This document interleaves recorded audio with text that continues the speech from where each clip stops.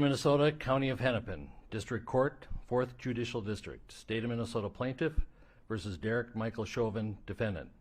Verdict, Count 1, Court File Number 27, CR 20-12646. We, the jury, in the above entitled matter as to Count 1, unintentional second-degree murder while committing a felony, find the defendant guilty. This verdict agreed to this 20th day of April 2021 at 1:44 p.m. Signed, Juror Foreperson, Juror number 19. Same caption, verdict count 2. We, the jury, in the above entitled matter as to count 2, third-degree murder, perpetrating an eminently dangerous act, find the defendant guilty. This verdict agreed to this 20th day of April 2021 at 1:45 p.m. Signed by jury foreperson, juror number 19. Same caption, verdict count 3. We, the jury, in the above entitled matter as to count 3, second-degree manslaughter, culpable negligence, creating an unreasonable risk, find the defendant guilty. This verdict agreed to this 20th day of April 2021 at 1:45 p.m. Though today's discussion is indirect, we feel that it is right to acknowledge what is going on around us. 2 days ago, we heard a ruling that exemplified accountability, responsibility, and fairness. After months of this very anticipated hearing, Derek Chauvin was found guilty on all 3 charges of second-degree unintentional murder, third-degree murder, second-degree manslaughter of the killing of George Floyd on May 25th, 2020.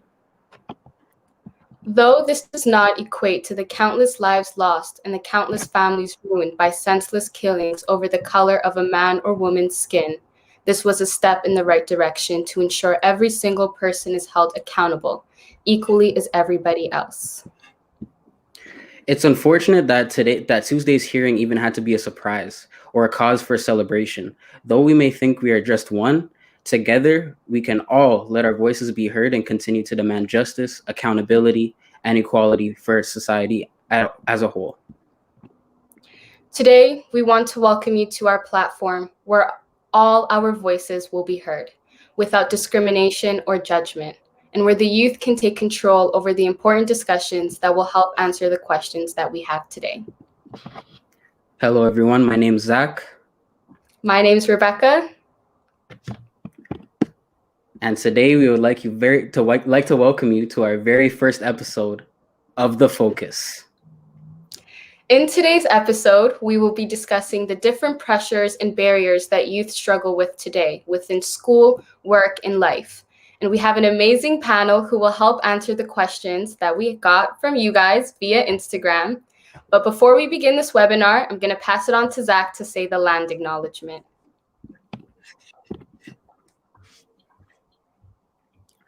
Out of our deep respect for Indigenous peoples in Canada, we acknowledge that all Toronto Catholic District School Board properties are situated upon traditional territories of the Anishinaabe, the Haudenosaunee Confederacy, and the Wendat peoples.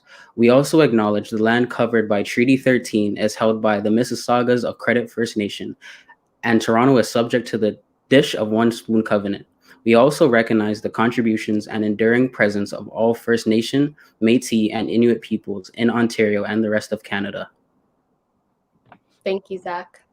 Now, if you wish to, let's all sign ourselves in the name of the Father, the Son, and the Holy Spirit.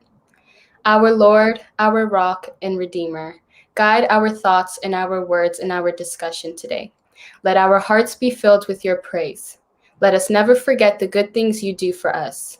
You have forgiven our sins. You have rescued us from death. You have crowned us with love and tender mercies. Renew our strength and refresh our souls. Through Jesus Christ our Lord. Amen. In the name of the Father, the Son, and the Holy Spirit. Amen.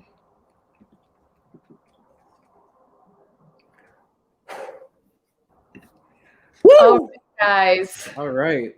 First off, we just want to welcome everyone here. We just want to welcome everyone from different places.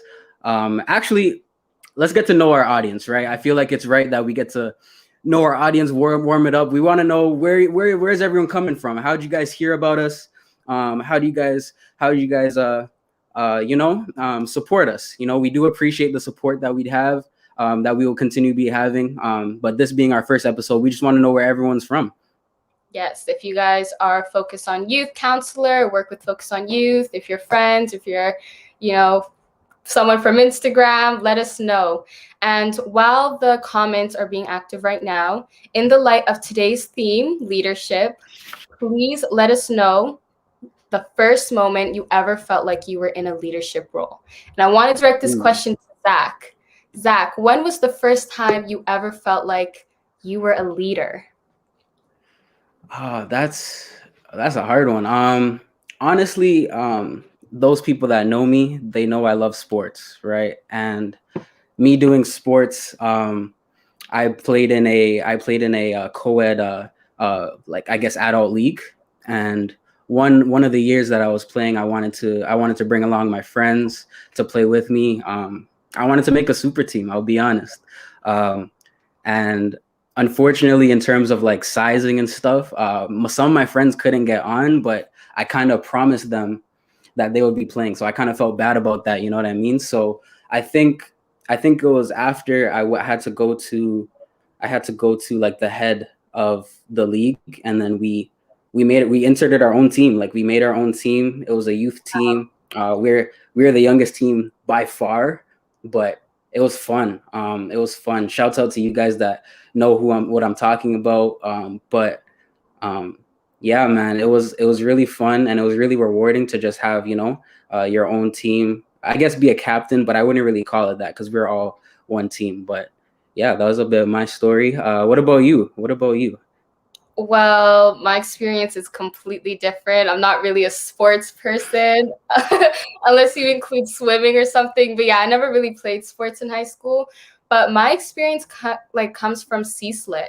I feel like I had two great moments where I felt like I was a leader. My first experience where I felt like I was a leader and like that I was important was when I was in Smile Camp. Shout out Smile Camp if you guys know Smile Camp. Literally, whenever I speak about Smile Camp, I always say it literally changed my life. It changed my perspective on life. But yeah, that was the first time I ever felt like I was a leader, because I got to learn about I got to learn about different leadership style. I got to learn about positive and negative thinking style, which then helped, change my perspective within life and leadership. And then I would say the second time that I felt like I was a leader was when I got the position to be the CSLIT Director of Equity. And with that, Wow. I felt like I could, kind of create the different things, of course, with all the other student leaders, right? Because this is teamwork. The title just comes, but really it's all teamwork. But with that, we were able to create a Black Alliance. We were able to create an Asian core team, and everybody was able to take on different initiatives into their own hands and create the changes that they wanted to see. So yeah, I definitely feel like a leader when I'm around my fellow CSLIT leaders as well. Yeah, 100%. Yes. And I think the glaring similarity, even though you said it was a difference between us and even the comments, is that I think leadership and self-identity, it happens at different times, different moments, right? It doesn't necessarily, there's no necessarily set age. There's no necessarily set position that you have to be in to be a leader. Sometimes you just got to go take it, right? And we'll get into that a bit later. But yeah. Yeah, I 100% agree. For me, I honestly didn't even begin, I honestly didn't even experience a lot of leadership until 11th grade, until I did co-op with Mike anyways. So yeah, it all happens at different times. It may happen when you're like a little kid in elementary school. It may happen when you're 16, it happens at different times. But today we have a whole bunch of guests who are here to share their leadership experiences with us. So we can get started right now. And I want to introduce our first guest, Natalia Bashin. Hello. Hey. Hi. Hi, how are you? Good, good. How are you? We're doing good. Do you want to tell us a little bit about yourself? So my name is Natalia Bachin. I am the grade 5-6 teacher at St. Martin de Porres. Shout out to all my Panthers out there. And yeah. Yes. And real quick, before you move on, we need to know one fun fact about you. Okay. So I love traveling. And in 2018, this year has been very hard. But 2018, I was in Korea in the summer living my best life. Absolutely. Fun. Wow. That's incredible. All All right. right. Thank you, Natalia. We're going to bring on our next guest, Mr. Derek Chen. Let's see. Hey, Hello. Hello, Derek. How's it going? So I think it's only fitting. Nobody could give you a proper introduction better than yourself. So I think you just tell the world who you are. What do you do? Absolutely. My name is Derek Chen. I am relatively new superintendent of equity, diversity, indigenous education, and community relations at the Toronto Catholic District School Board, and enjoying the job so far. Absolutely. Yeah. And real quick, a fun fact about yourself. You know what? I was thinking about my fun fact, and it's kind of embarrassing. My fun fact, you probably won't be able to relate, but I used to work for a record company, BMG, and I met a few stars, but they're all so old that you won't know who they are, so it won't mean anything. But Andrea Bocelli, Deborah Cox, Crash Test Dummies. I don't know if you recognize any of those names, but I just aged myself majorly. But that's my fun fact. That's so interesting Absolutely. to see that, like, you're like the superintendent of equity today, and like in the past you were like had a whole career within music. That's so interesting. Long time ago. Yeah. All right, our next person is Miss Celia Iradi. Hey, Miss. Hi. Hey. So my name is Celia Iradi. I'm an art teacher at Madonna Catholic Secondary School, and I'm also the teacher chaplain there. And my fun fact is that I am 27 weeks pregnant and feeling it every minute. Congratulations, Miss. Congratulations. Congrats. Thanks. All right. Absolutely. So we're going to bring on another guest to our big panel already. We want to welcome Mr. Mikey Mike Macsi. Hello, Hey. sir. Good evening. Just a little bit about myself. My name is Mikey Mike Macsi, but I like going by the name Mikey Mike. And I'll get into the reason for that a little bit later on. But some information about myself. I run a group called Positive Gear, and we like to talk to young people, old people, people of all different colors, races, you name it. We like to talk to different people about just life in general. So a fun fact about myself as I talk about some of the things that we do is that I was born in the States, and I have been able to vote in the last 4 American presidential elections. Wow. Wow. That's amazing. Wow. So you can live down here and help make decisions for over there. That's crazy. Only that Canada is up here and the States is down there. Oh yeah, I know. That's why. And I was like, are they gonna let me slide with that mistake? All right. Next, I want to call up my mentor, Michael Conso. Woo. Hey, Mike. Hi, everyone. Hey, Rebecca. Hey, Zach. Thanks for inviting me. My name is Michael Conso, and I have the awesome job of facilitating, creating, organizing, and putting together anything to do with Catholic student leadership. And so I'm really proud to be part of the Focus and Focus on Youth. Thank you, Mike. And you're not going to get away with it either. You need to tell us a fun fact about you, Mike. When I was 16 years old, I had a tryout for the Toronto Blue Jays and the New York Mets. And so growing up, I wanted to be a baseball player. Didn't get drafted, decided to play baseball at McGill University. Still didn't get drafted, so then I became a phys ed teacher instead. Wow. Wow. But hey, look where you're at right now. You're good. All right, next. Last but not least. Oh, sorry. Can you guys hear me? Okay. Last but not least, we're gonna bring on Mr. Andre Fullerton. Focus on what?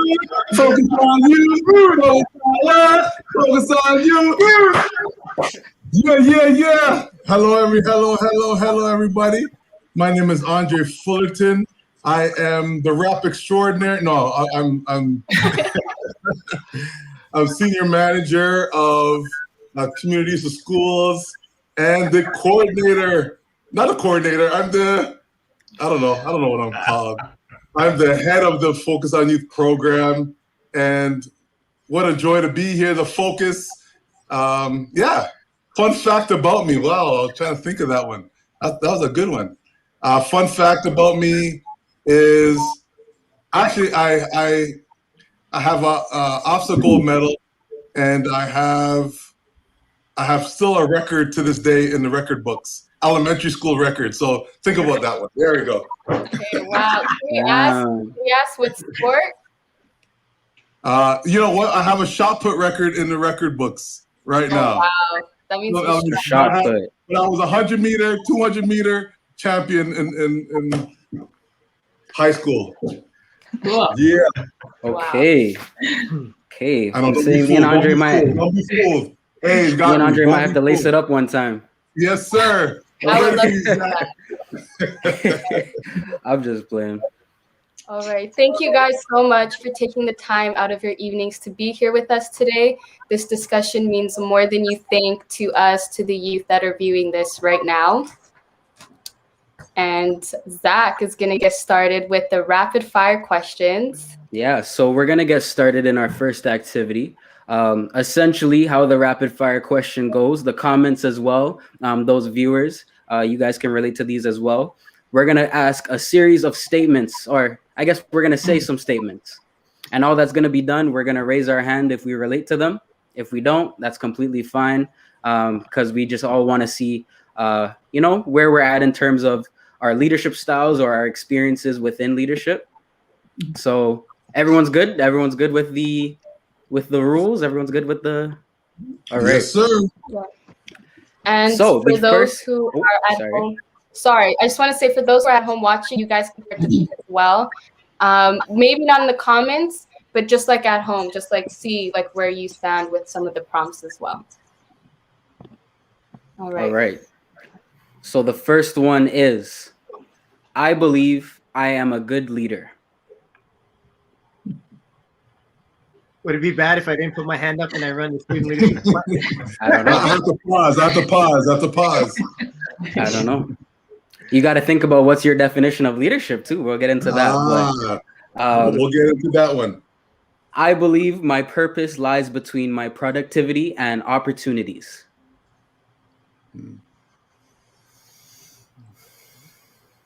Okay, we're going to get into the next one. As a leader, I come off arrogant and condescending to some people. All right. There is currently a persona I am trying to maintain as a leader. Okay. We're going to get into, I believe there's a great expectation over me. Therefore, I like to take control over everything. Yeah. Okay.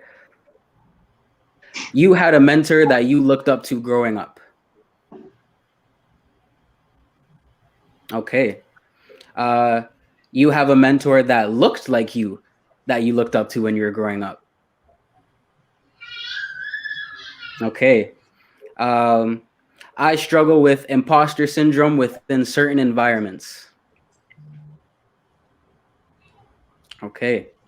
I have someone who I can speak to when I am struggling. Okay. I believe I have room to fail and make mistakes. I believe you can struggle with personal issues and still be a good leader in the end. All right. Thank you guys for participating in that first part. We just wanted to get a feel of, where everyone was at in terms of their leadership styles, in terms of where we thought people stood, but we'll get it right into it. So I'm going to pass it on to Rebecca and she'll lead us in. Yes, so earlier in the webinar, me and Zach had the chance to explain some of our leadership experiences, some leadership experiences that changed our life. So right now, we want to throw that question back out here to the panel. We want you guys to take the floor away and please explain a leadership experience that changed your perspective in life. Let's see, who wants to go first? I'll go first. Thank you. I'll go first. I won't say what age I was yet, but I remember the day that I realized I was never going to be 6 feet tall. Currently, I'm 5'4", and some of you who know me know that I am short. I'm 5'4". But it was a very humbling experience when you realize that I was never going to be the tallest person in my class. I was never going to be necessarily the best athlete on the basketball team or the volleyball team, but it put perspective into who I needed to become. And I think that was such a big experience for myself, because up until that point, I thought, maybe I am going to be tall like my brother or tall like the other kids in my class.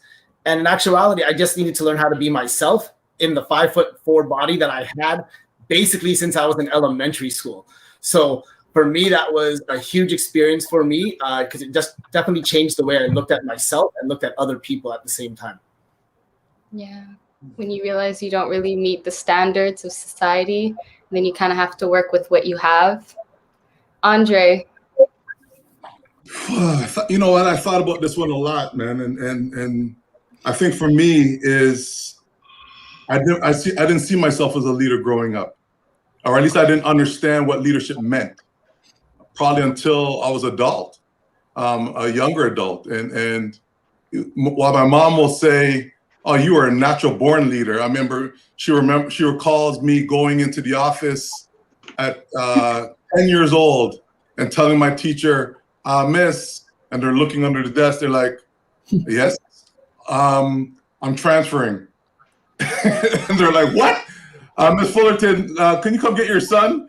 He's talking about he's transferring." I said, "Yeah, no, I'm leaving the school. I'm going to another school." So while I was a natural leader, I had no examples of leadership growing up, and I say that with all due respect to my mom. As an athlete, certainly, in my days growing up, athletes weren't seen as leaders, and that was designed almost by media perception of what the black athlete. And then you had Charles Barkley, I recall, stepping out and saying, "I'm not a mentor, mind your kids." And so, so did I have, other black male role models that I looked up to? Not, other than athletes. Again, I was a sport guy. And when I realized later on, and through leadership and doing stuff later on in my career, what I realized was my superpower was my ability to listen. And what makes me a good leader is my ability to listen and recognizing that I don't always have to drive the car, but sometimes I could be a passenger in the seat and just listen to, what other people want, what other people need, and how I can support them. And that's when I really realized I was a leader. Wow. Absolutely.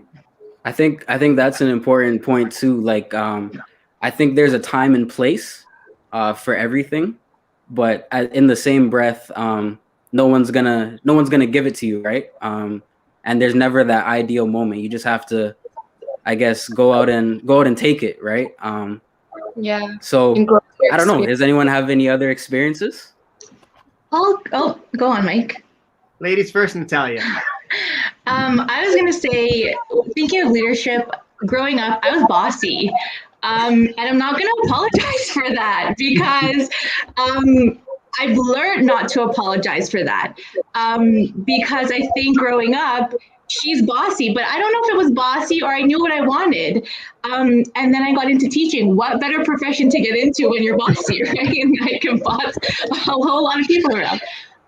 But I think, so I think from that, teaching has definitely been my greatest eye-opening, most wonderful experience in being a leader because, it is the most challenging and rewarding profession that has allowed me so many opportunities to expand my skills, and to honestly own my leadership and own who I was. And I want to say own that bossiness, which in fact turned out to what I think being a great quality to have. So yeah, I think teaching definitely has been my strength as a leader. Wow, I relate. Yeah, shout out to the bossy people out there. I think people mix up being assertive, being sure, and planning out everything that you want to do with being controlling or bossy or taking things too seriously. And I used to take offense to that, like when someone's like, "Bro, you're so serious," or like this, and I'm like, "No, I care about it, and I'm allowed to plan it out. I'm allowed to have my own opinions and be assertive about it." So thank you for pointing that out. Yes, bossy girls rock. Can I just say something about that bossiness? Sorry, it's have you ever called a male leader a bossy? Right? Exactly. So it's such a sexist. Like I wouldn't. You know what you want, and you go for it, and you own it. And I think that is so. Yes. Bossiness should not exist, except for in my older sister. But that's pretty much it. That's funny. But honestly, like it's not bossiness. It's that's such a sexist term, and but I know how you're owning it, which and that's the thing. I had to own that and realize that I'm not ashamed to call it bossy, because if that's what you want to call it. But for me, it was knowing what I always wanted and getting what I wanted. So yeah, absolutely. Mike, do you want to go next, or sorry. The first time I felt like I've been in a leadership capacity or a leadership role is when I was in grade 12. Student council elections, where applications had to go in, and a bunch of people tapped me on the shoulder and said, "Mike, you should go for a student council president." And so before then, I never thought about leadership. I was into sports, I was into my friends, I was just into my studies, but I was tapped on the shoulder, decided to run for president, applied, went to the interview, and they said that I couldn't run for president because in the Constitution, you have to have at least 1 year experience before running for president. And so they said, would you like to run for publicity director? And I had to sit back and be like, because I was set on being student council president. And the student council moderator said, leadership is not about your title, Michael, it's about the influence you have on other people. So if you want to be president, you can't, but if you want to influence other people, I encourage you to be the publicity director and run. So then I thought about it and I decided to run, and it changed my life. I was on the announcements every day. I emceed every single event on stage. There was so many opportunities and doors that opened to me because I decided not to become president, but to become a member of the student council. And it really changed my perspective in terms of leadership. Wow. That's crazy. It's like one door closes, another, like 3 more open potentially, right? Like you never know. So I think the biggest aspect of leadership is just that like perseverance mentality, right? Just when a lot of people, when you're not really leading anyone, but you still find yourself a leader in yourself, just having that mentality to move forward and keep going. Thank you for that. I was going to say, sorry. Yeah. I've had several leadership positions as a VP, and I was like, wow, this is crazy. And then I became principal, and I got even more scared about that because you're like in charge of a school. And then now as superintendent, I'm totally freaked out by it in some ways because it's like, you almost don't believe it. And you're actually always looking for other people to tell you what to like to help you out and stuff. And then meanwhile, people are looking to you for those decisions. Which has been a complete, for me, eye-opening experience, and especially given the fact that it's system-wide decisions now around equity and how you're kind of moving the system, and people are looking to you for those answers around these really tough questions around race and LGBTQ, etc. So those have been very I don't know, getting really vulnerable here, but like kind of scary moments in some ways, but empowering at the same time, because you're like, wow, you can actually have an influence on people and do what you think is right. So that's it for me. Yes.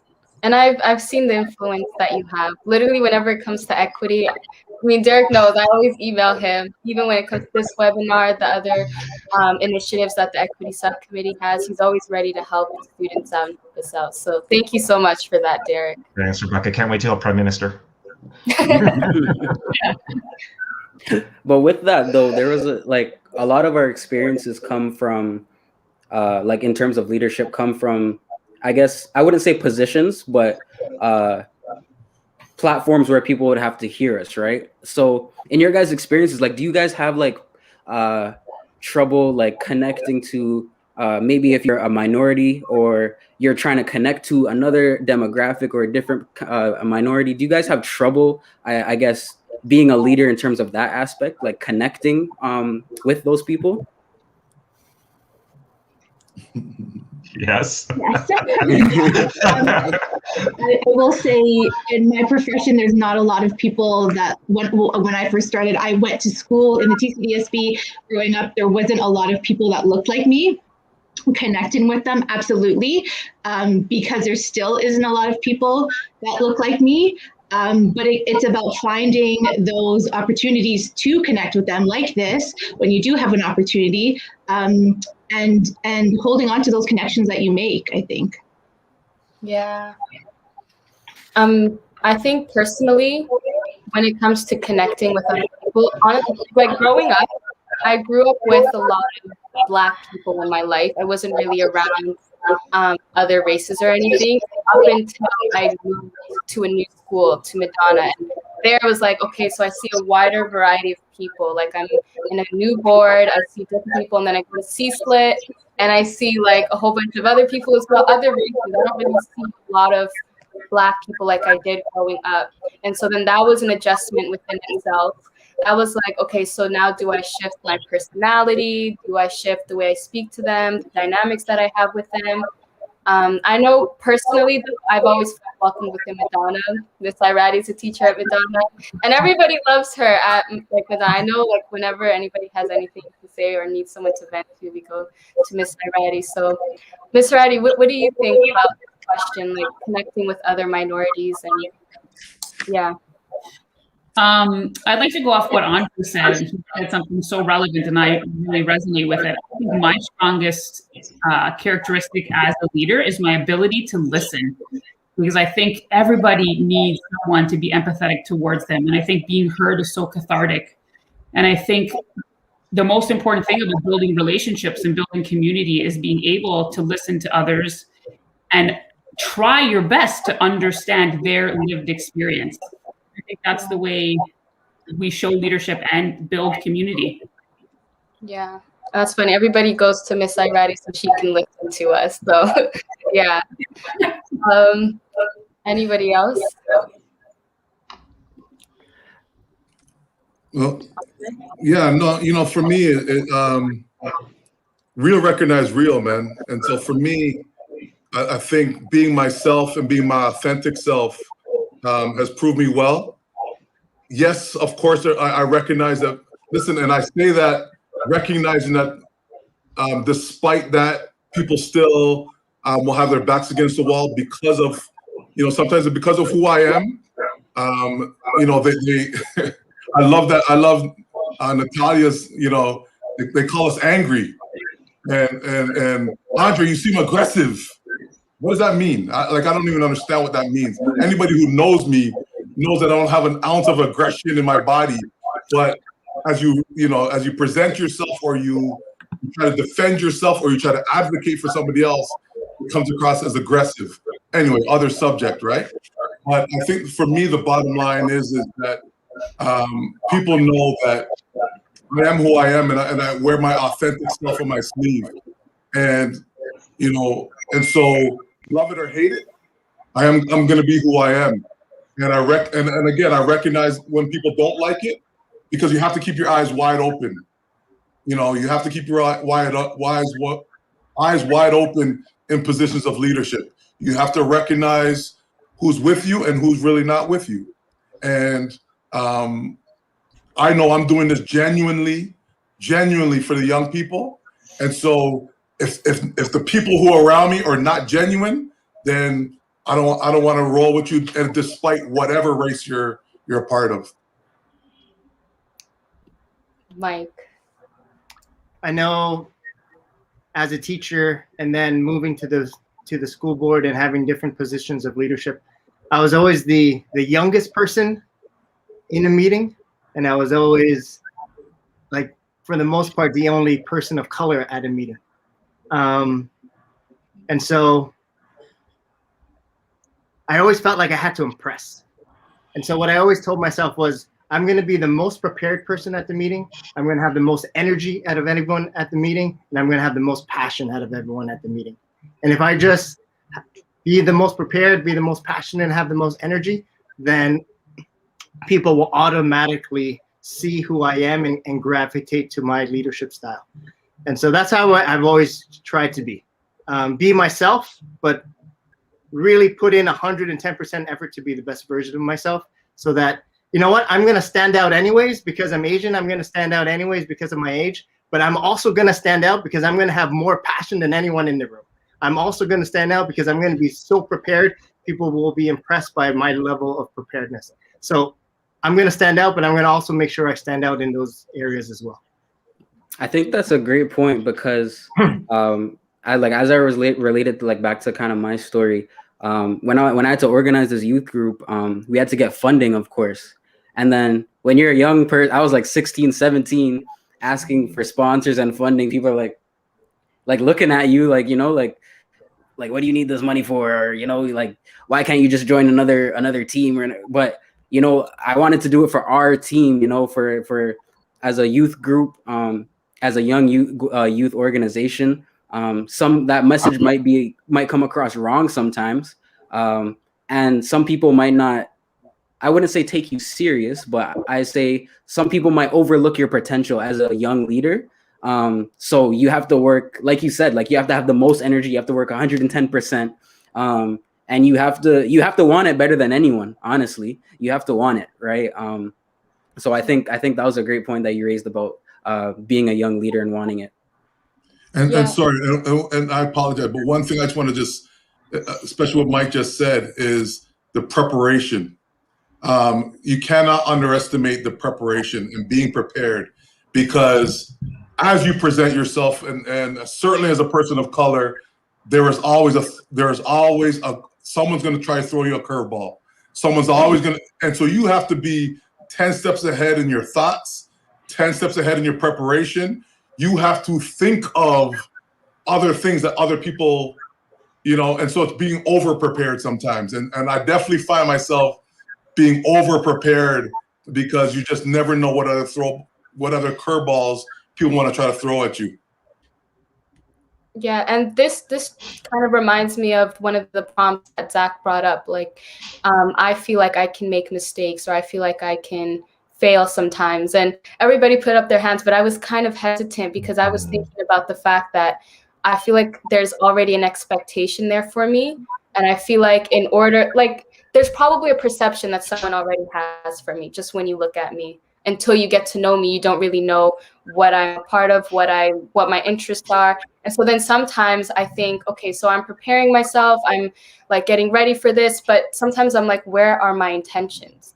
Am I preparing for this? Am I putting in all this energy because I care about it, because I'm passionate about it, or because I feel like I need to prove myself to everybody? And I feel like that's been a conflict, especially within the last few years of high school. Like, just feeling the need to impress people and stuff. But it's like, do I feel like I need to impress them because they probably already have a low expectation for me, and I want to prove that, no, like, I'm actually much better than that? Also, why do I feel the need to prove myself to everybody? But yeah, I think that's something that students also struggle with, just kind of being afraid of the fact that they can't fail or make mistakes, because, you know, it's like you're proving them right. Yes, Andre. Wait, I think you're muted. Right. And I don't want to put the pressure, especially on you young people, right? But we can't fail. And the reason why I say that, because oftentimes we are the first.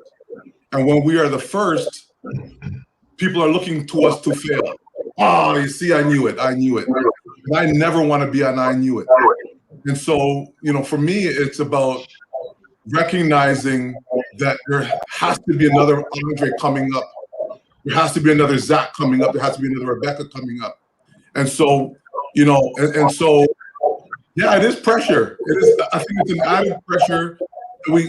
Unfortunately, we have to burden as leaders to recognize that we're going to be the first. I was the first in my MBA class. I was the first in, and a lot of the challenges that I've been through in my life, I'm the first. And, and I'm one of the few in the position that I'm in right now. And trust me when I tell you, I recognize that there's a lot of people that would love to see me fall on my face.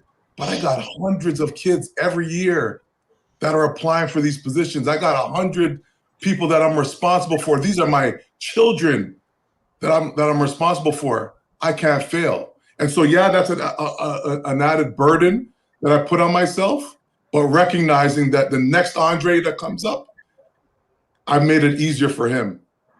Yeah. Without pressure. I don't want to put no pressure on nobody, but just keeping it real. I think it's fascinating the levels of that pressure, and that it's eye-opening, Rebecca, when you say that you could, because when I noticed you didn't put your hand up when when that question came up, and I thought, oh, that's too bad, because we talk about growth mindset and being able to fail and learn from your mistakes, but I think and again, I'm guessing this as a part of the Black community. There is you can't even afford to fail, because like you say, Andre, people are looking for you to fail. And although it wasn't easy coming up to my position either, I do feel that riding that model minority stereotype has benefited me in some ways, in a way that would not have benefited people of like Black and Indigenous people. So I hate to say that, but I sort of benefited in that way. Not to say I haven't worked hard to where I've gotten, but people look at me differently, right? And maybe are not looking for that quick fail as much as they would be for people who are Black or Indigenous, so or even brown skin. So can I also add to, Rebecca, just the added layer as well is that you're a woman, and I'm speaking on behalf of that. I've walked into many rooms where not only am I the only person of color, but I'm also the only woman there. And so sometimes I feel silenced. Sometimes I feel like I have to prove something. Sometimes it's overwhelming, where I'm just like, and sometimes I'm tired. I don't have the energy to try to prove myself again. I don't have the energy to take on people looking at me and wanting me to fail or wanting me to screw up. So for me also, I think not only am I a person of color and minority, but I'm also a woman. And that also impacts the way that I walk into a room, the way that people see me, the way that I'm viewed. And I think, and so for me, this is why I'm doing what I'm doing. This is why I want to take my leadership to another level, because I want to be that woman, not only that woman in the room. I want to walk into a room of leaders on a higher level that, I can definitely see there's more than one woman there, more than one woman of color, and feel that I was I'm a part of this. I'm a part of this movement where, our representation is there for us as well. I agree.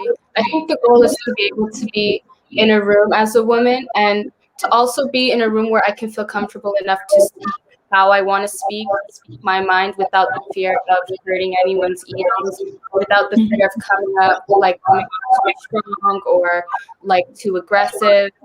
Because then, I don't know, for me, sometimes, I don't know if it's, I mentioned this in other webinars, I know I have to look after my facial expressions, I have to look after my tone, I have to look after what I have to say, like, like what kind of words am I using? Do I sound like I'm professional? Do I sound ghetto? I have to make sure that I'm coming off a certain way. And that's why I put up my hand where it's like, I'm maintaining a persona. And I was like, kind of, like when I first come in, like, right now I feel like I can wear a hoodie and stuff. But if I'm coming into a certain meeting where I know that there's going to be like a whole bunch of important people or whatever, like maybe I'll wear a collared shirt and I'll make sure my hair's tied back with a smile. And it's like, but I'm just a teenager. Like in real life, I actually just wear hoodies. My hair's actually usually just down, you know, and I have to make sure I put on a polite tone. And even though I know that I may have the correct response, I have to walk around egos. But I think the goal is to definitely be able to be in a room and to just speak my mind, because I may know about what we're talking about.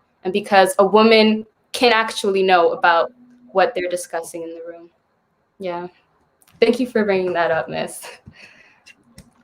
All right, so we can go on to our next question. So yeah, the next thing that we wanted to bring up is, what do you think a student should do when they find themselves in a situation where they struggle to find someone who they relate with, or they struggle to find someone who can guide them? And I don't know who wants to start this off. I want to let the adults go, because I have a point of view on this too, but I think the adults should go first. And you know what? Let's direct this to Mike, because Mike does this for a living. Which Mike? Mikey Mike? Oh my God, both do it for a living. Dang. Both are really good at this. You know what? Okay. We'll go with Michael Consul, and then we're gonna go to Mikey Mike. Yeah, it's tough because there are students out there that feel alone, or some students out there, they don't have a mentor or someone they could speak with. One thing that I would try to find a caring adult in the building, because adults have so much wisdom. And I wish when I was younger, I tapped into the teachers that I knew that had my back more so than I did, because I would try to do it by myself. Or I would, ask my friends for advice, but I didn't take the time to ask caring adults in the building advice, and I think I should have, because there were so many people there that whether it was my chaplain or my student council moderator, or I know I was pretty tight with administration because I was in the office a lot because I was part of student council. I think that's one area where if I were to do it all over again, I would try to get more advice from older people. I'm going to ask Miss Iradi as a chaplain. I know that you play a certain role in terms of people or students having that connection with yourself or with the chaplain. And your thoughts on that? So I would say two things. I think putting yourself out there and feeling a little bit uncomfortable is a good way to meet someone that you're likely going to connect with, or some way the universe will bring you to somebody that you're meant to connect with. So join a team. Now it's very difficult because of COVID, but still find some sort of online group or that meets one of your interests or something like that. And the other thing, as simple as it is to pray about it, to pray, to ask the universe, to ask God, to ask whatever higher power you believe in, to bring you in connection with someone that your soul needs, and trust that it will happen. And it will. It truly will. And it'll happen in good time. Yes. And Mikey Mike, let's hear it from you. So a couple of thoughts ran through my mind as I listened to Mike Consul and Celia speak. And I do want to echo a few of those things, and I want to take a spin on it myself. One, I would say definitely try to find someone you can trust. Now, to say that person's going to fall within the buildings of a school, it's so hard to say. Mm-hmm. And don't think that the title that person has on their name tag or on their door is a reason enough to trust them. I'm sorry, it's just not enough. What you're looking for is somebody who can be as human as you are, someone who's willing to embrace you and be empathetic to you because they're just as human as you. And when you start building those relationships, when you start looking at people in a humane way, you'll start to realize that these relationships are literally all around you. But often we tell these young people in particular, it's like, oh, just go to your guidance counselor, go to your chaplain, go to your teacher, and they're going to solve all your problems like they have a magic wand or something. And truthfully, I've heard from too many students saying, I don't want to talk to them. And it's not fair that we think that that's an innate thing that students should do. Why should they do that? I mean, I see too many teachers and their doors are closed. Their doors are closed. Their body language is closed. Why would I trust that person with what's going on inside of me when really they're not even putting themselves out there? So for me, what I would say is pray on it, to echo what Celia says, but also don't stop looking. And it might be in the place you look last. The person you least expect it might be the person who leads you to the person you need the most.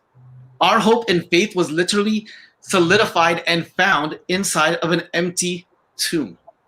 They went looking, and if that tomb had the body of Jesus in there, they would have been so discouraged because they would have been like, oh my gosh, what he said didn't come true.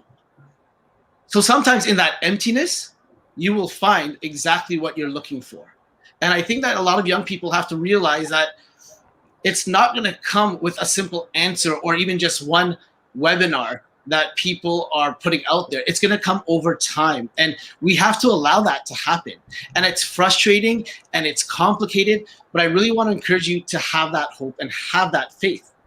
Because when you're looking for that someone to talk to that can really help you come out of that darkness, really what you're looking for is a companion. Someone who's like Jesus, who will walk beside you, not in front of you and not behind you. Someone who's going to lift you up and not take you down. And there's too many people out there who are judging each other. And I don't care if they're the adults, principals, superintendents. I think we just need to stop looking at each other with such negative eyes. Stop this multimedia filter kind of view of where we have to change who we are just so that we can get people to trust us. I think just being human to one another is going to be the most powerful tool we can have in order to get young people to kind of just listen to us and relate to us. Because the reality is this, we're also learning way more from these young people right now than ever before in history. They are more resilient than we want to believe. They are more educated than we want to believe. In fact, we're probably slowing them down. So really all we can do is open our doors, open our hearts, open our eyes, and hopefully they'll take the necessary steps to walk through those doors and have those conversations. Yes, and I definitely agree. And so that was kind of like the point I wanted to bring up earlier. Yeah, like, I mean, there are adults out there that we can speak to, like the adults here today. These are all adults that we can speak to and we can trust. So there are adults and people there that we can have like faith in and stuff and speak to them. But when I look at the question and it's like looking for someone to guide you, looking for someone to look up to. And my advice with that is sometimes you're not going to have people to look up to. You're not going to have someone to guide you. I know personally, I've like today, like I said earlier, today I could speak to these people, but I've been in a point with my life where I didn't really have any friends that I could speak to. I didn't trust any of the adults that I could speak to. I wasn't comfortable enough to speak to my parents or my family members. And then the one time that I may have spoken to an adult, it was just like, you know what, I probably would have been better off just keeping it to myself. But one thing that I would say when you're looking for guidance, when you're looking for something to look up to, honestly, you can look at your experiences. I think the best thing that guided me throughout my whole life was my experiences and learning from my mistakes, kind of testing this water. Okay, did not like that. Did this. Okay, that was not good. And then just kind of learning from your mistakes. I think ultimately, you know, that shaped my character, that shaped my mindset. Of course, I did, you know, I do have a lot of adults who raised me, my parents, mentors, and everything. But personally, I think when you're struggling to find that guidance, when you're struggling to find that adult or that person, you know, to speak to or to guide you, sometimes yourself and God can be the thing that guides you. Your experiences can be the thing that guides you, in my opinion. Sorry, continue. Oh no, I was done. Yeah, but I think that's a great point. Like Mikey Mike said, like sometimes it could be in the place like you least expect, right? Like I was one person, like I don't know if Rebecca was the same, but when I guess even the past couple like years, like this has been my thing where I was a know-it-all, right? Like I knew the answers. I knew when I really didn't, but this is what my mind was telling me. I knew, okay, like I don't really need guidance. I don't really need someone telling me, yo, you got to do this, this, and this, and this, or I recommend you do this, this, and this, and this, right? I was a person that just saw what other people did. I view from afar, And that's how I learned, right? Or as growing up, I was an athlete, so I would be looking for people for advice in just sports, right? Like my mentor has to be a football player or a track runner or a basketball player because that's what I loved, right? But when you open up yourself to, like, I guess as a student, because a lot of students don't like to open themselves up to those different opportunities. But when you open yourself up to those opportunities, it's like Mikey Mike said, you find it where you least expect it, right? You find who you need to talk to if you have, if you want to take that next step into being a leader, if you want to just find yourself, right? Like this episode is Who Am I? So finding yourself, you can always talk to so much different people about it. But yeah, I guess, I don't know, not really advice, but I guess my experience is that you can't look at just one place because most likely it won't come from there. Just to kind of clarify what I was saying, I didn't know who I could turn to because I never bothered to ask. So I don't know if my guidance counselor would have been a resource or not. Maybe I would go up to them and be like, I'm never going to talk to that person again, but I never asked. I don't know if my administrator could give me some sound advice or not because I never asked. So if you never asked, the answer is automatically no. So my advice to people is talk to a whole bunch of people, but ask so that you know what doors are open and you know whether you want to go through that door again or not. Because there's a whole bunch of people that I could have used as a resource, but whether I was shy or uncomfortable or felt like I could do it for myself or whatever excuses I had in my own head why I'm not going to go talk to that person. Like I said, if I were going to do it over again, I would have asked more people to get more input. I think, sorry, I just want to piggyback off of you, Mike, and counter that a little bit, because I can only imagine there's young people like me who are saying to themselves, but I have no relationships with my teachers. As Mike said, I could walk down the hall. I mean, we're talking years. I used to go to school and I couldn't talk to, like, as Zach said, my doors were closed to teachers, and I'm in teaching profession. Could you imagine that? But my door was closed to educators because my previous experience told me I can't trust. There way too many times I was told, Dre, like, you're gonna amount to nothing. Look at you. You don't come to school. You don't do that. And so, okay, you know what? My door is closed. And so I guess and so I honestly wasn't gonna say anything because, I don't know what good I can say, in terms of how do you find a mentor in schools when oftentimes the door has been closed for many of us. And so how do we embrace that? But on the flip side of that, I think that, as Zach alluded to, it is about recognizing that I need support, and at some point I need to open my doors and allow some people to support me and help me. And because I recognize, just like you, like as you just said, I recognize that for me, for the longest time, I closed my door and I just wouldn't let people in. But when now I need you, okay, let me open the door. And once you open the door, you allow yourself to receive. And even though you're going to receive that kind of fragmented, you're only going to receive little pieces, but I took enough of those pieces to make me whole.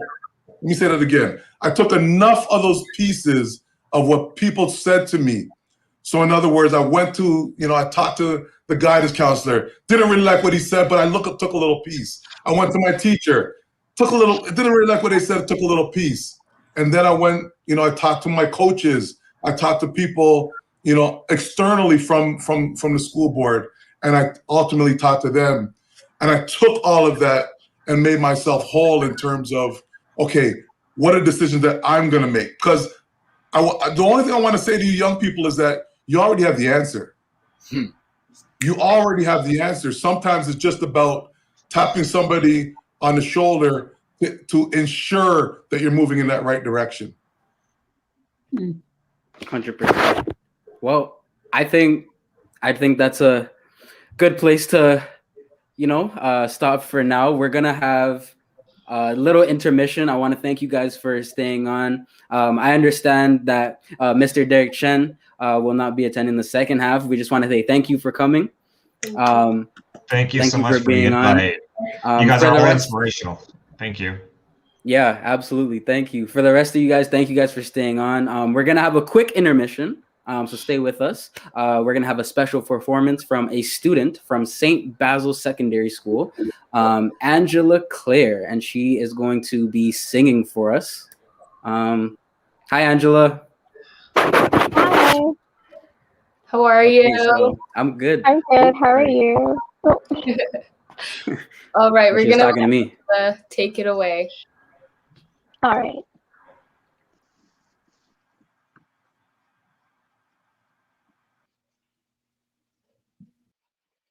So, hi everyone. I'm going to be singing a song called This Is Me. And it's from The Greatest Showman. It basically just talks about, like, bringing yourself out there, putting yourself out there because, like, you're you and no one else can be you. So, here we go.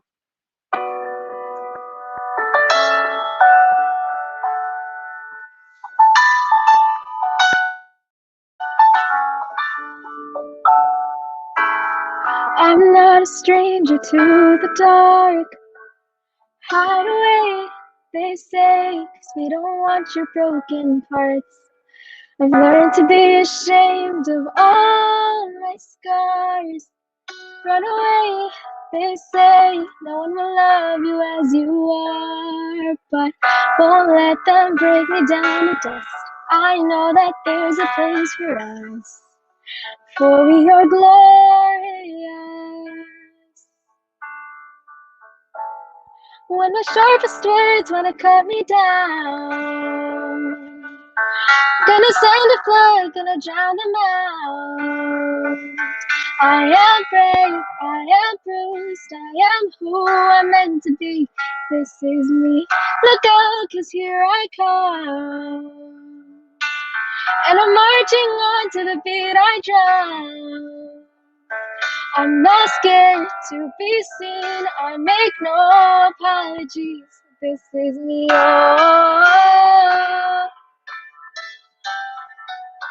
oh, oh, oh, oh, oh, oh, oh. Another round of bullets hits my skin, but far away. 'Cause today I won't let the shame sink in. We are bursting through the barricades, reaching for the sun. Yeah, that's what we become. Won't let them break me down to dust. I know that there's a place for us, for we are glorious.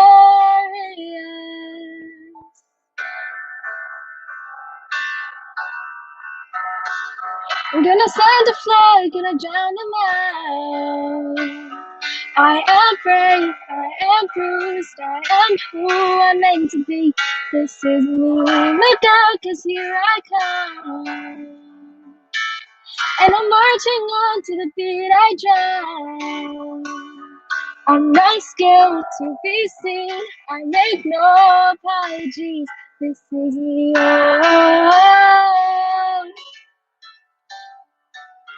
oh, oh, oh, oh, oh, oh, oh, this is me. Gonna send a flood, gonna drown them out. I am brave, I am bruised, I am who I'm meant to be. This is me. Thank you.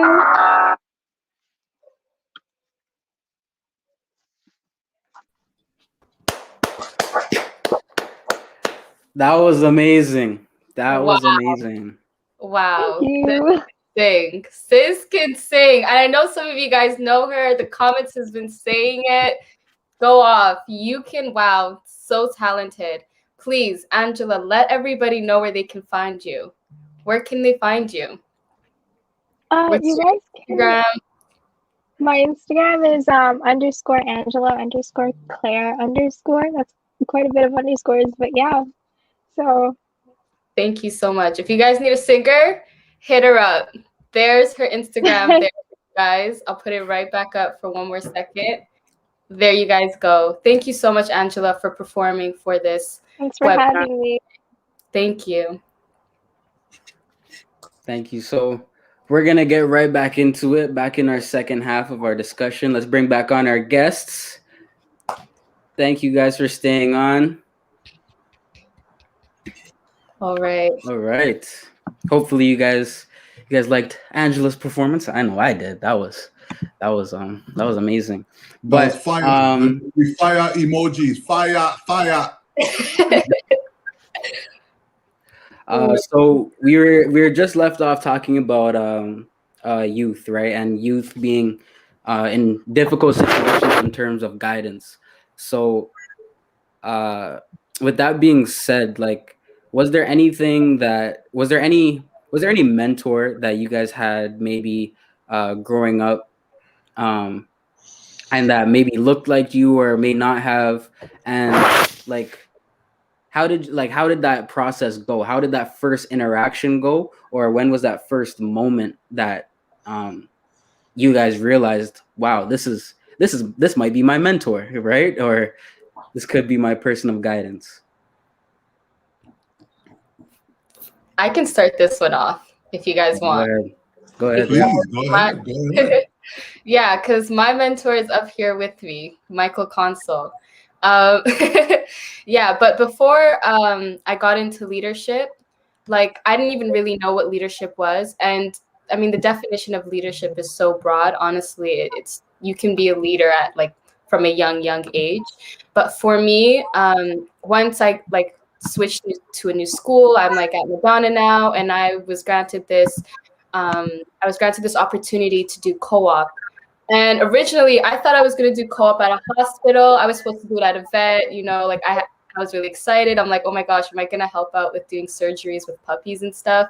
You know, I was so excited for that until a teacher told me, like, Rebecca, I think you would be really good, you know, working with Mike. And I was like, what? They're like, yeah, like he will help you with public speaking. Like you'll get to meet so many new people. You'll go on camps. And in my mind, I was like, no way.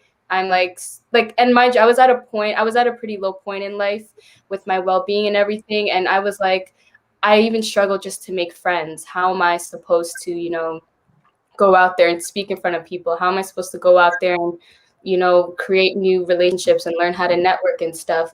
But then I did co-op in the leadership department, and I kind of got to see a new side to, like, a new perspective to this world. I remember my first GA that I went, and I saw so many excited teenagers. And I was like, I've never been in the same room with, like, I think over 300 teenagers were at the first GA that I was at. And I was like, I've never seen so many excited, happy teenagers in one sitting. And I was like, this energy that I'm being surrounded around, I was so shocked. But yeah, and then throughout then, I got to work with Mike. I got to work back, like, behind the scenes with all the different leadership initiatives. And I got to see, you know, the different angles of it, the hard work of it. You know, there's like an unwritten rule, like not to complain, you work hard. But yeah, that's when I knew I had a mentor, because there was like, there's an aspect where I got to learn a lot, but then I felt like I was able to build a relationship. I felt understood as well. And that's when I knew this was probably someone I'm going to look up to personally. Thanks, Rebecca. Oh my gosh, I've never heard you say that before. Thank you. And we're so proud of you. Me and Andre and Mikey, Miss Iradi, we talk about you all the time on how much we've seen you grow. So thank you for making us proud. And wow, where we were in high school has no comparison where you are now. So we're just totally amazed of where you're going to go. So thank you. Absolutely. Rebecca, do you remember having that conversation with me? Because I remember talking about it with you. I don't know who your co-op teacher was, but you came and said, do you know this guy named Mike Consul? Like, I think I have an opportunity. I was like, yeah, well, I'm going to sign you up. and you're going to do this. And you said, no, I'm so shy. I can't do it. And I remember thinking when you walked away, this girl's got so much light in her, and you just had such a bright, beautiful face. And I just felt like, okay, this is gonna make some magic. And here we are. Thank you. But yeah, and I think what Zach was trying to ask was, so we may get the chance to find our mentors, but like when you do find your mentors, did you find someone who looks like you? Right? Obviously, me and Mike, we don't look the same, 2 different races, but do you feel like you miss out on an experience when you don't have a mentor who looks like you? So yeah, with going there, I mean, I think Natalia will. So honestly, I struggle to answer this question because can't think of when I was growing up somebody who really stood out to me. I can think of in elementary school, I had one teacher of color, and surprisingly, and I don't know if this is the reason why, but she ended up being one of my favorite teachers. And I don't know if that's because she looked like me or, I could relate to her. It's interesting now that I think about it and think that could probably be it, because she was the only teacher of color in elementary school that I had. But growing up, like through high school, I don't think that I could say that I had somebody who I saw and was like, I want to be like them, or I think, they're amazing. And I do feel like I missed out. I feel like I would have liked, it sounds amazing. I would have liked to have somebody that I could have looked up to. But I think for me, this is why now, and even with my students, I want to be that person for them. So, I involve them in my life. I tell them, like, look, guys, this is what Ms. Bachin is doing. These are the things that I'm going through. This is what's happening right now, so that they can see that, that human side of me. I'm not only your teacher. I do have things in my life that are going on. I do struggle, but also with hard work, perseverance, you can do great things. You can get to wherever, you can become whoever you want to be. Take it from me. Like, look at where I am. An immigrant from immigrant parents who came here. Literally, we don't really have a lot of family here, so didn't really grow up around family. It for me now. I'm very proud of the person I've become, and I want kids to see that in me, and I want them to look up to me and be like, wow, Miss Bachin got this far. Like I want to work hard and be like her. And I tell them, guys, like, right now I'm taking a course, and I said, I have a course to do. Like, I'm still working, I'm still pursuing things that are important to me. I'm not just stopping here. So, that's, yeah. I think, sorry, and to piggyback, I apologize, but I just wanted to piggyback off of Natalia's point. And probably the bigger point that she's made is that it's a very tough question. And the reason why it's a tough question for us is that I don't know if I really had a mentor per se. Like, so I can think about mentors for me in terms of my basketball coach. Big shout out to Donnie Williams, who played an integral role in helping me stay out of trouble, because I could have chose either side. But I think other than him of being like, but he wasn't necessarily a mentor though. Mm-hmm. He was a friend, and he was a coach, and he was a person that I could relate to as another Black man. But I think what played a bigger role for me personally were the angels. And I don't know if I can necessarily call them mentors per se, because they didn't stick around in my life. But I had, God blessed me with certain angels that came in, and I got Mr. Pimentel, for example, who was my elementary school basketball coach. And sorry, I got quick story. But when I came into the, he got me into St. Mike's, and when I came into the board, I made a point to look for him, and I found him. He was teaching at Bishop Allen, and I had to look for him and say thank you. And I got there today. He wasn't there, but he recognized me. He knew me since grade 8, but he was an angel that I saw him in the parking lot, and he said, "Andre," and I was like, "Oh my God, sir!" And I gave him a hug, right? But so God sends you angels, and I've had definitely certain angels in my life that have protected me, I want to say, in times when I really needed it. But could I call them mentors? Not necessarily, but they're definitely angels. I think that's a good point as well. Like, you may not necessarily look at them as a mentor or as maybe a person that you look up to, but definitely someone that helped you like where you are now or guided you in a sense. Like I could say, like, my brother-in-law, like he may not even know this, but like sometimes he'd message me. He's like, "Are you trying to run hills today?" And I look at the message, I be like, "Oh, I'm not trying to run today," but like he'd hold me accountable. Or like my cousin would be like, "You're trying to work out today?" I'm just like, "All right, I'll work out, like I'll do it. I mean, whatever." But it's just those little things, it doesn't have to necessarily be someone that you constantly look up to or constantly say, "Oh, wow, like he's doing this. I want to be in that same position that he's in." But rather someone just there, you know what I mean? Just there supporting you, there being with you. So I think that question, I guess, to go back to your point and Natalia as well, it's kind of hard as well because the leader or guidance or just support, leader, like mentor and support can go hand in hand, right? So I could say that support goes a long way with like your development. And sorry, just to piggyback what you're saying, the thing is too is it is about identifying oftentimes that person that pushes you.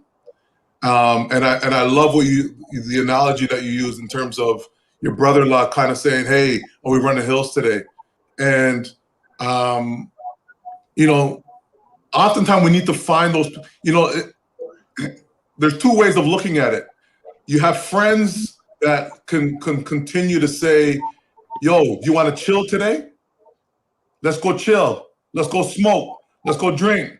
Let's just chill," right? And oftentimes we're comfortable with those people who don't hold us accountable, who just kind of keep us at status quo, because as long as Zach ain't doing nothing and I ain't doing nothing, I'm good. We both do nothing together. We don't push each other. But it's about finding that person that says, "Yo, are you gonna run those hills? Natalia, you're going to school? Okay, let me go to school too. Hey, no. Don't just stop at your master's. Let's go get our doctorate together." Those are the kind of people that we want in our lives to push us and continue to elevate us. You have the people. Difficult to find. Sorry, Natalia. Yeah, no, I was gonna say you have the people that nudge you along the way. You find them. They see something in you. They recognize it, and they say. And I've definitely had those people in my life where along the way, they're like, "Hey, I recognize this in you. Go do this." And then, you go do something else and they're like, "You know what? You should really try this." And then you're like, "Okay." And part of being a leader is saying, "Yeah, okay, let me try it." And then you try it and then, you grow and you learn from it. It's finding those people along the way. Mike, you're one of those people along the way, to tell you you're a leader. Here, come try this. It's like, okay. And then you just find those opportunities that just build and build and build, and those people that will push you and push you and push you. My principal right now, saw something and was like, "Hey, Natalia, go do this, try this." And it's like, okay, maybe I'll try this. And so, they come into your life and they definitely push you along. And yeah. Mikey Mike, I see you just listening to what everybody has to say. I need to hear what you have to say. Did you have someone? Oh wait, I think you're muted. I had a big smile on my face when I saw what Mark Bryce or Mr. Bryce put up in the comments, and I'm just going to read it for you if you didn't see it. Thank you, Mike.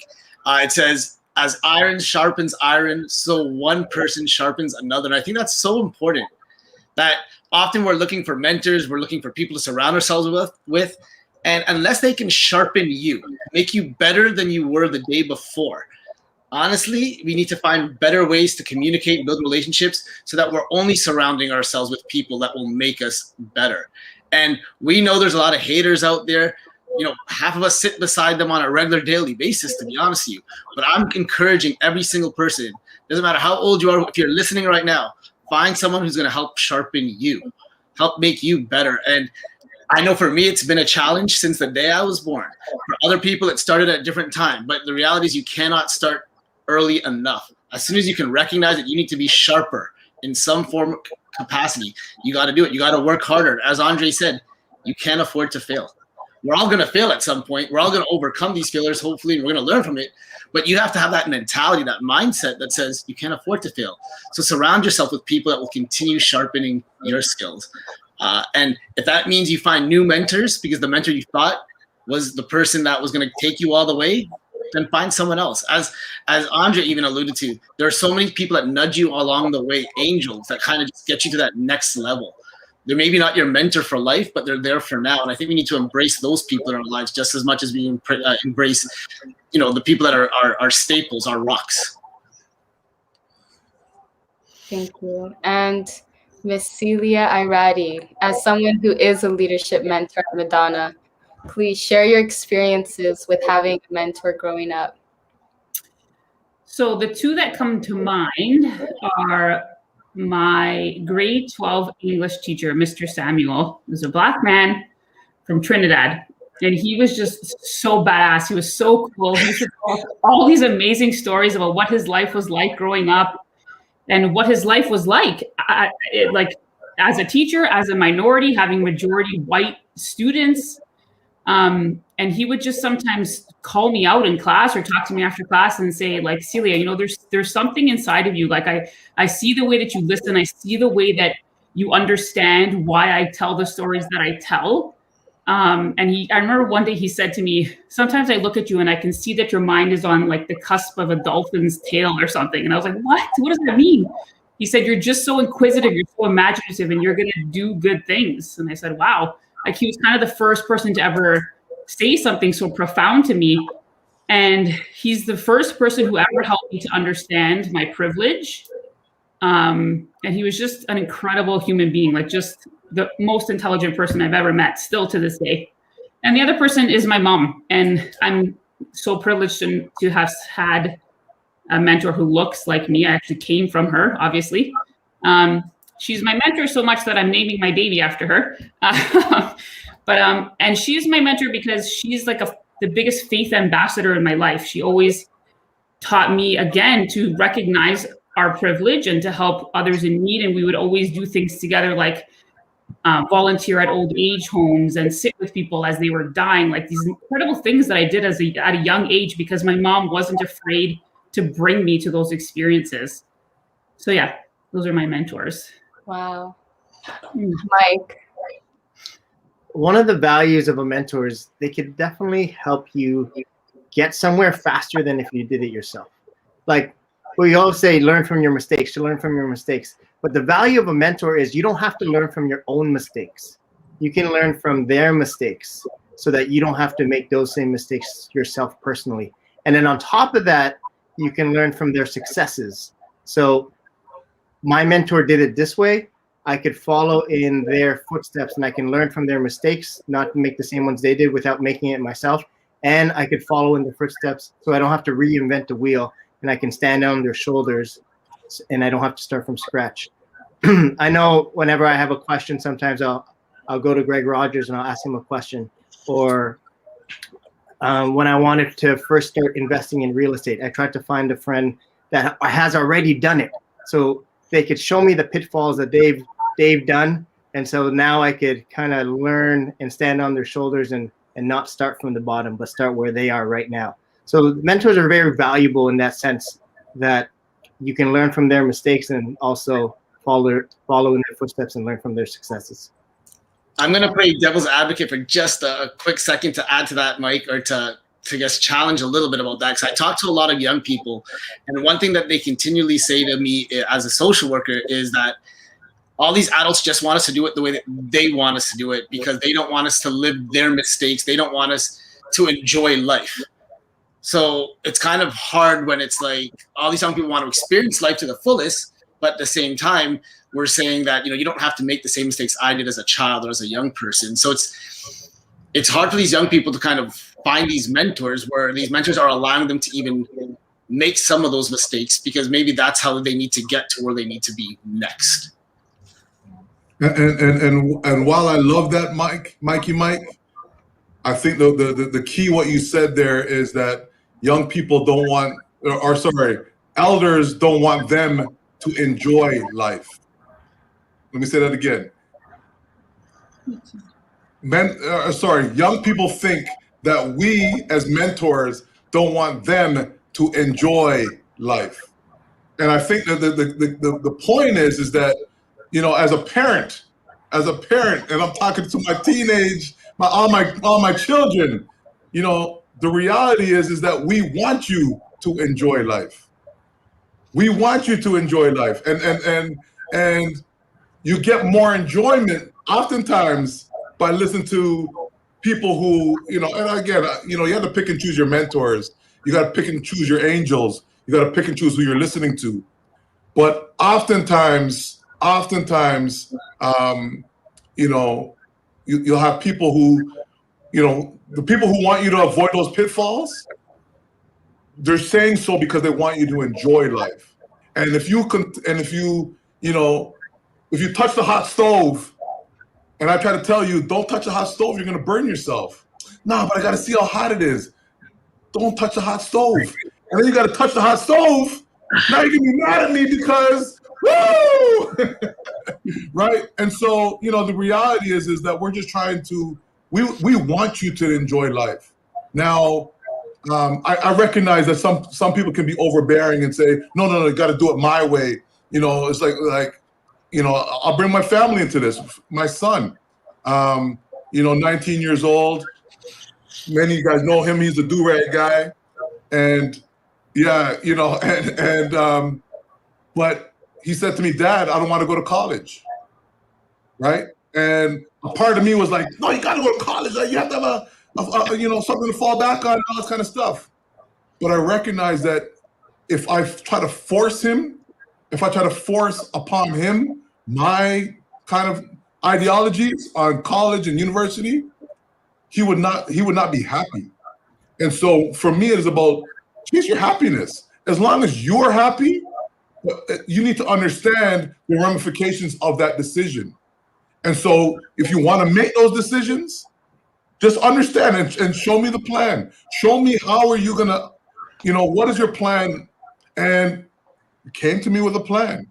And, and so that back and forth of challenging rather than making a decision, I think help him to better understand, okay, Dad's serious. Okay, well, then here's what I'm going to do. And he laid it out. And I think that he's happier now having made his own decisions. So I just wanted to, say that. I think that's a great point. And that also ties into next week. Stay tuned. I'm going to plug in our episode for next week, Education and Family. But I appreciate that from everyone. One of the things, though, as a leader, like going back to being a leader, like I know there's different scenarios, there's different ways to lead, like we mentioned before. And like Andre could even tell you, like I'm probably one of the most quiet guys in a meeting. But in certain respects, like when I'm with my boys or when I'm with my team or something, I'm one of the loudest dudes there, right? So I think what I'm trying to say is like, how do you know when to be a leader in certain environments? Like if you're in your teaching environment or where you're with your friends, your family, how do you know when to put that hat on or when to alter that hat essentially? Good question. Yes. I'll start, man. I'll start. And all I'll simply say is that the hat is always on. And as a leader, we recognize when to pull back, when to step up. Because as a natural leader, Zach, I'm always watching you and you're quiet in your demeanor, but put you on stage and you're electric. And so I can only imagine you in front of your friends. You understand the room and you understand the dynamic. And oftentimes, while I'm a naturally quiet person, because I'm all, part of my natural quietness is I'm observing and I'm recognizing when and where and understanding my spaces. And I know when I have to step up and I know when I can just sit back and let people, but, kind of going back to what I said about leadership, it's understanding when you need to be in the driver's seat and sometimes when you need to be in the passenger seat. And you have to be accepting of being in the passenger seat. And oftentimes leaders don't understand that. No, man, I need to always drive. Let me drive. No, man, fall back. Sometimes you need to and be able to trust your team, Bryce. Trust your team. Right? And so, once, because a part of being a leader is recognizing that, hey, I've given you the keys. Take my car and drive it. What, really? Yeah, take the car and drive it. And I think all of you guys as my coordinators will say that I've given you guys the keys to the car. I'm not telling you how to do it and how to, how I want to see programs. And I give you the blueprint and let you guys go. And I hope that, that's the kind of, so for me, that's what works is trusting people, trusting relationships. And I think that the receivers often appreciate the fact that, wow, this guy's not micromanaging. He's allowing me to lead. And I think that the more we allow people to lead, they take it on and they move forward.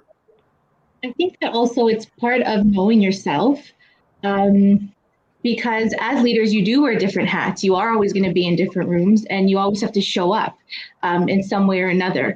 I think that it's important to know, like in some situations, and I think I've had to learn this too, I don't always have to take the lead. And even thinking about group work, for example, right?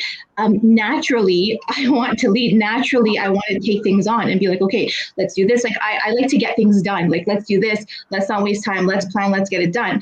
But I've also had to, learn how to be like, you know what? I'm gonna sit back and stay quiet in this group. Like I can recognize the people that are here with me. I can recognize the strengths in them, and I feel confident being able to sit back, knowing that I'm in good hands. And I think that's an important characteristic of a leader is knowing, and like you were saying, Andre, knowing the people around you and trusting those people, and also knowing yourself and be like, you know what, in this situation, in this group, I'm not going to take the lead. Like, yes, my type A personality will show up in some way or another.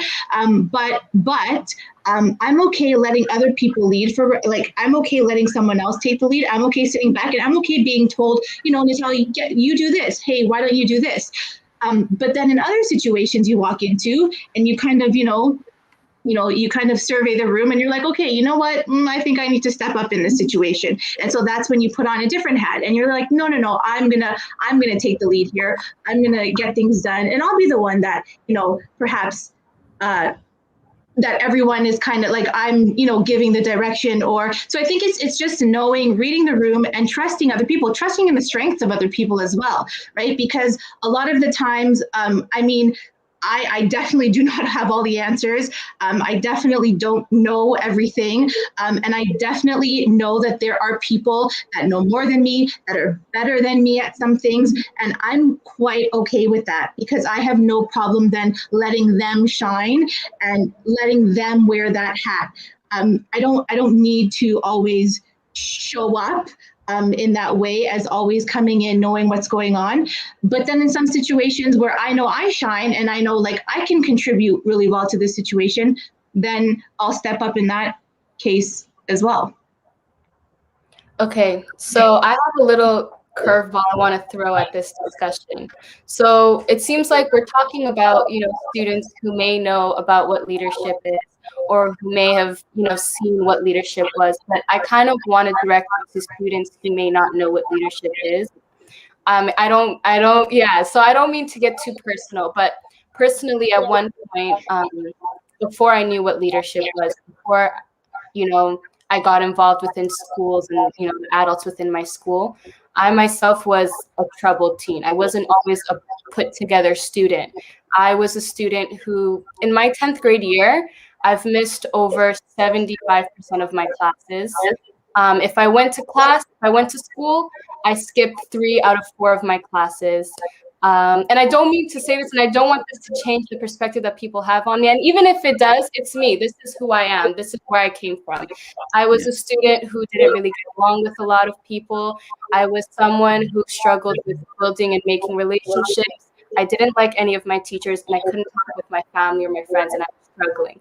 So now, for a student who's at this point, at school, you don't have any relationships. At home, you literally stay in your room because you're scared to interact with others. You go out, you don't really have any friends.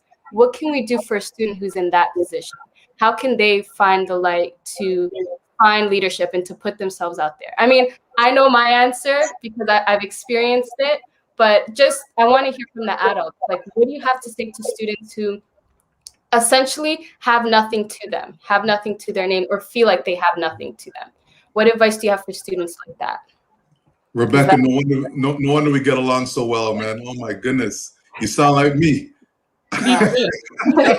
You sound just like me. Oh my goodness. Listen, I didn't go to school for like 2 years straight, but I went to every track practice, I went to every football practice, I went to every basketball practice. And that's terrible. Anyway. I think, the reality is that, and then you know this better, Rebecca, is the reality is that there's nothing you can really say because we have to figure it out ourselves. Yes. And sometimes it was life that slapped us upside our head, that woke us up, and forced us to wake up. Mm-hmm.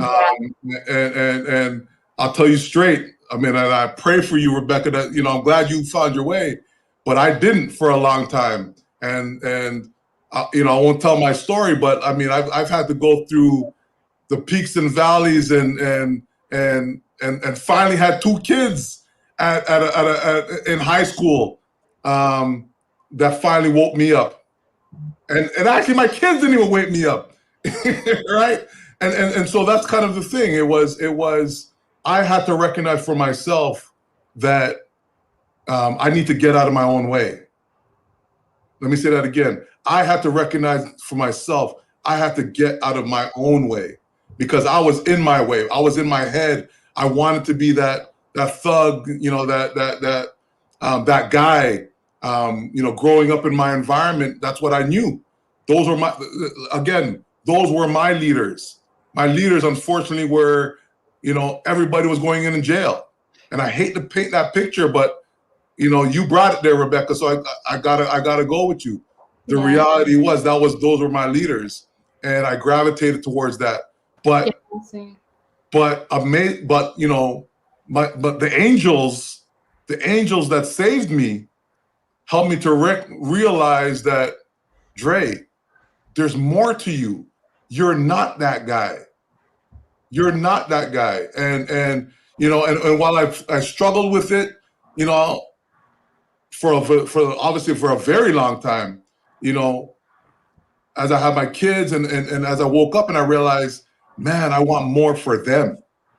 And so, and my message to young people listening is not, don't wait until that moment, but it's recognizing before you get to that moment, before you get to that point of having children, and before you get to that moment of violence and jail and all those other kind of things, how do we stop you from getting to that point?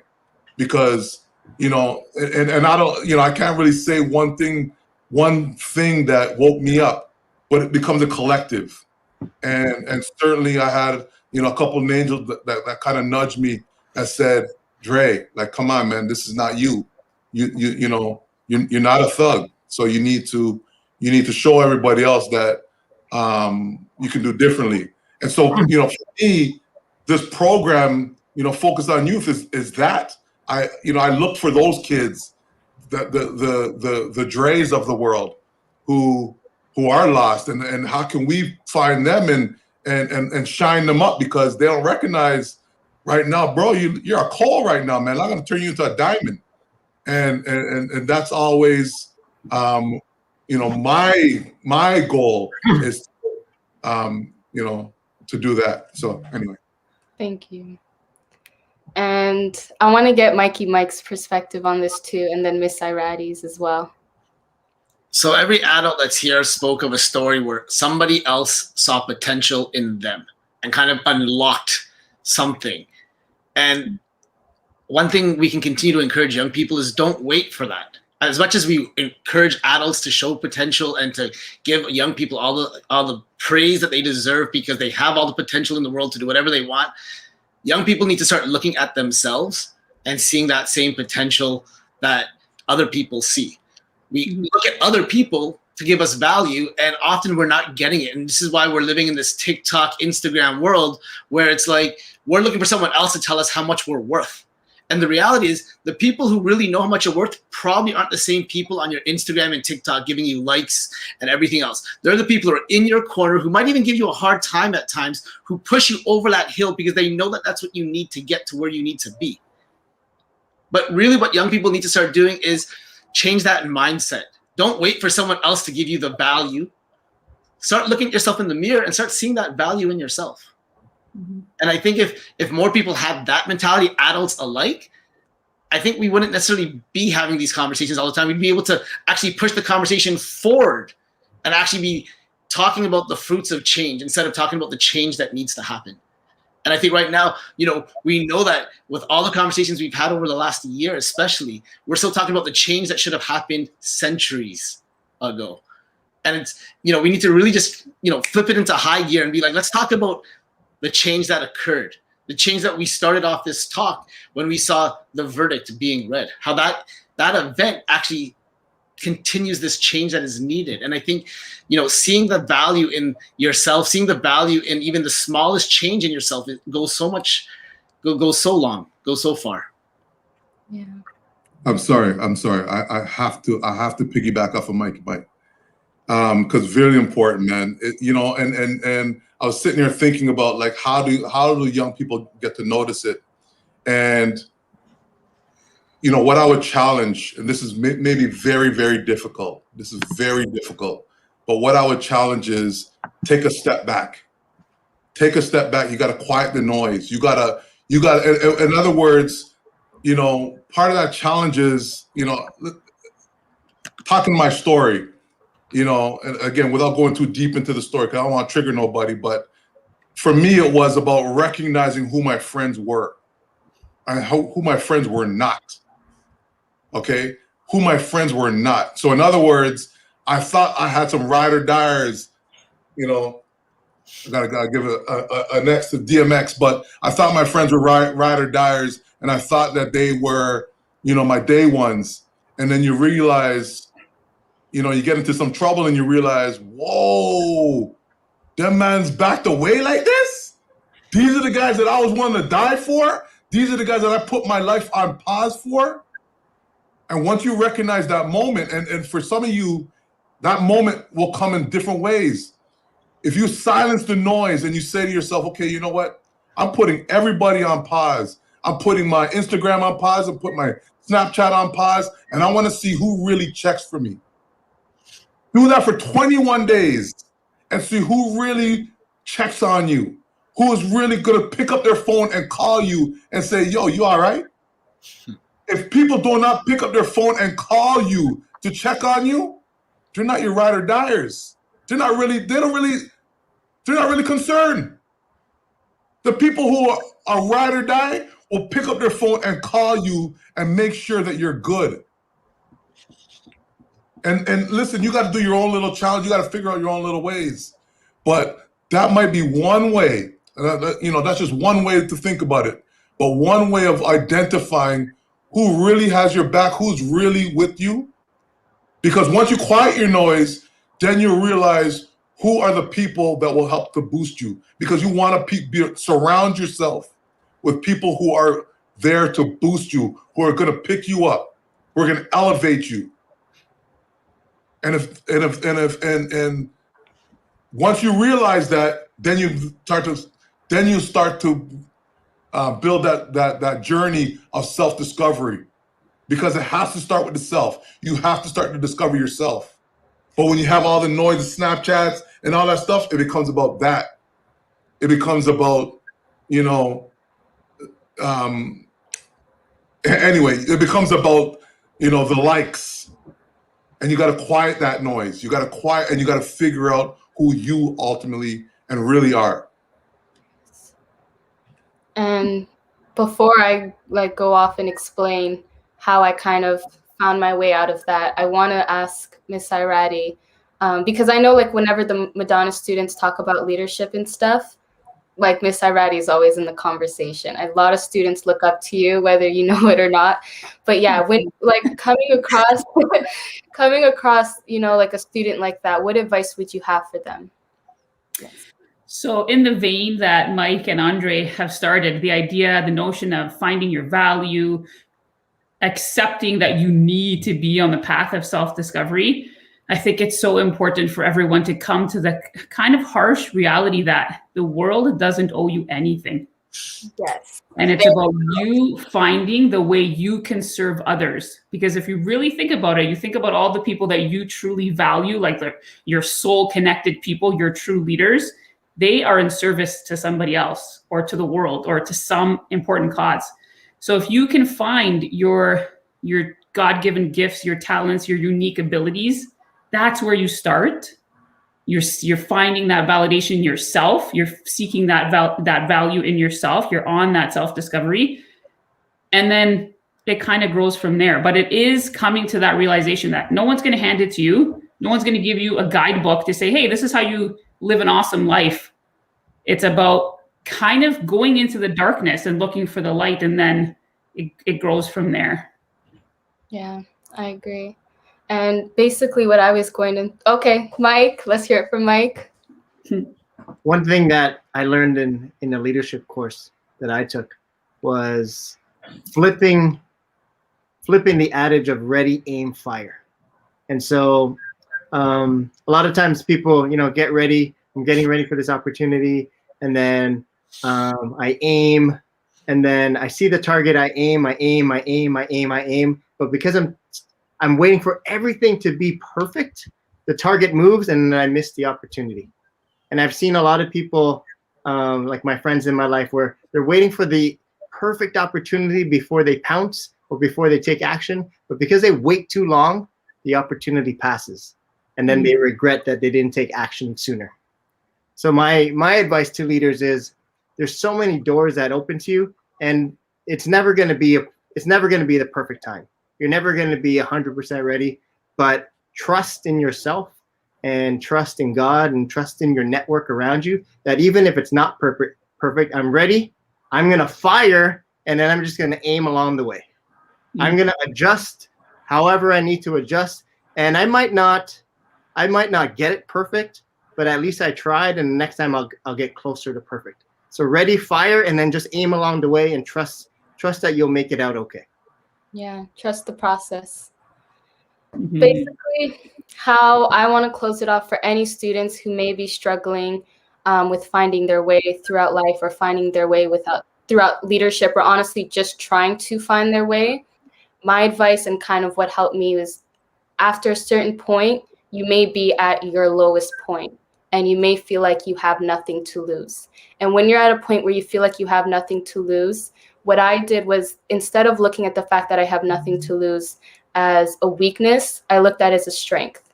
I told myself, a realization clicked for me. And I was like, wait, I have nothing to lose. So I might as well try to go to school again. Because I realized, wait, I actually like school.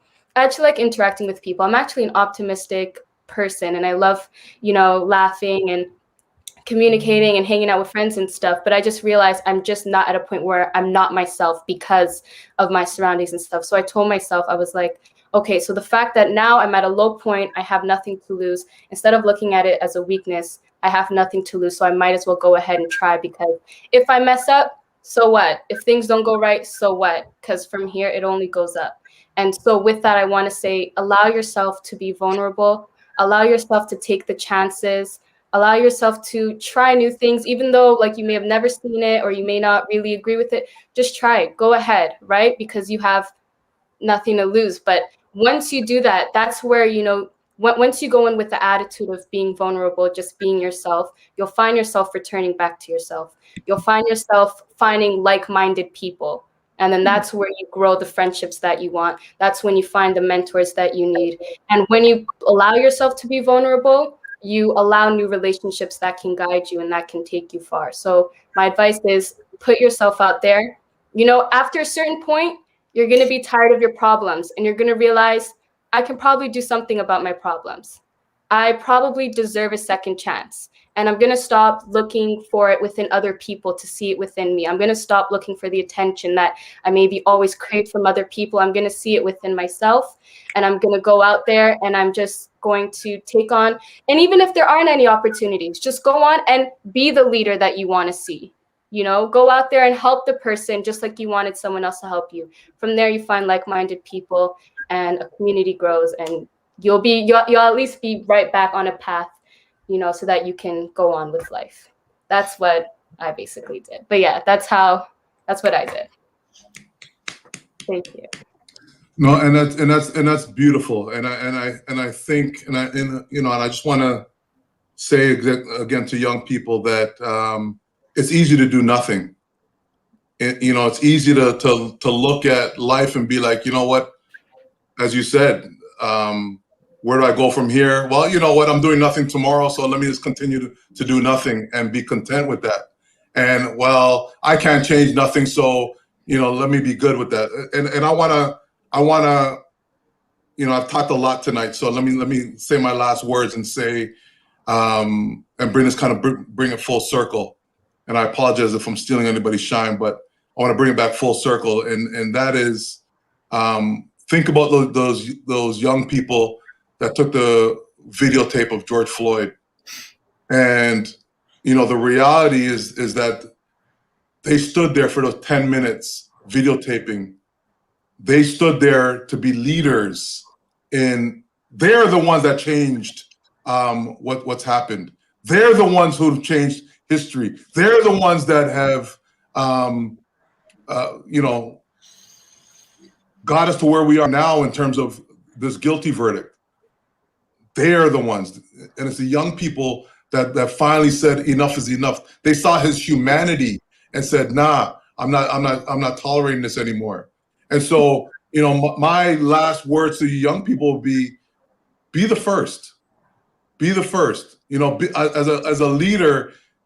Again, a leader is not about being on a student union. A leader is not about being straight A student. A leader is about taking the first step and being comfortable being uncomfortable. Let me say that again. A leader is about being comfortable being uncomfortable, because only way you can grow, only way you can grow. Just grow and spread your wings is to be uncomfortable. You need to be uncomfortable in certain spaces. It's not always going to be perfect. It's not always going to be easy, but it is about taking the first step. And I'll leave it there. And Rebecca, Zach, awesome job, you guys. Anyway. Thank you. Yeah. So, we were just wow, I was just taking it in. Sorry, but the whole conversation as a whole, in terms of leadership, taking advantage of your opportunities, and I could say on behalf of myself, Rebecca, and hopefully the youth that are here watching that we got the right panelists today to talk about this discussion, and we just wanted to thank you. On behalf of Focus on Youth, thank you on behalf of the Focus for being a part of our conversation, being a part of our voice, and being a part of just pushing forward, right? Pushing our self forward, pushing this initiative forward. So we do appreciate you guys taking your time, your your knowledge that you guys spread. We just want to thank you. Thank you guys so much. Sorry, what's next? What's next? So yeah, so in terms of what's next, we will be. We need to share some school reports. Yes. We need to share that because we talked about some serious stuff today. So from right here, I guess me and Zach will take it away. We need to talk about different supports. So Zach, you can start.